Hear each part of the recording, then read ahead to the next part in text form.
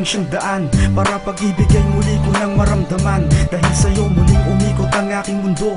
Magbuhat ng ikaw ay unang masilayan ko. Lahat ng mga bagay na nangyari naganap sa isang binata na matagal nang naghahanap.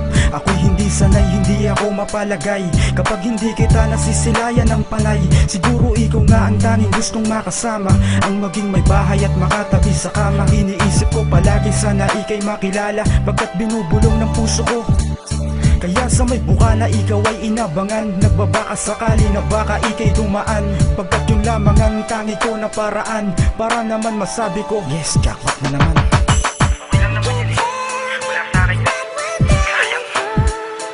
Sana makita ko. Makita ko kaya. Bagay. Okay lang naman yun eh. Masama ko sa akin ka rin.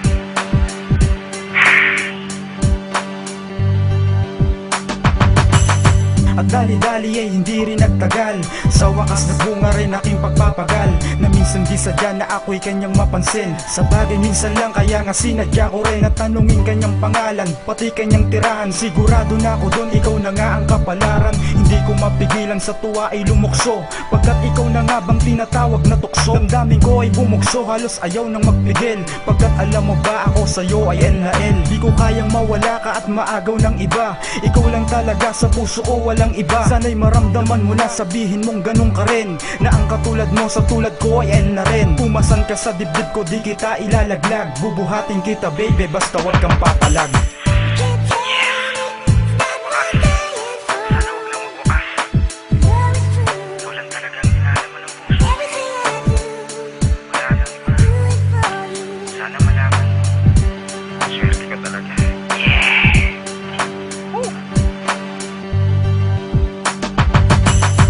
Dumating na rin ang tamang panahon, marahil ito na ang aking pagkakataon, na tuluyang lumapit ang loob sa isa't isa. Di na ko magtataka, diba kasi mahal kita, na tayo'y naging magkaibigan na uwi sa mabutihan. Hanggang sa humantong sa tayo ay nagkamaigihan. Di matago ang ngiti, nakabakas sa mga labi, natupad na ang pangarap, makasama ka palagi. Umaga man, tanghali, hapon man, mapagabi, gusto ko kasama ka, dito ka lang sa aking tabi. Nagpasya akong tuluyang pumunta sa inyong bahay, pero wala akong nadatnan maliban lang sa iyong nanay. Na ang sabi sa akin ay ingatan ko raw si Gregor. Gregor, anak niyang binabaing nagpadoktor. Labis kong ikinagulat at bigla ang nabigla. Iniibig kong babae ay isa palang bakla. Ang ina mo kang ayos ka.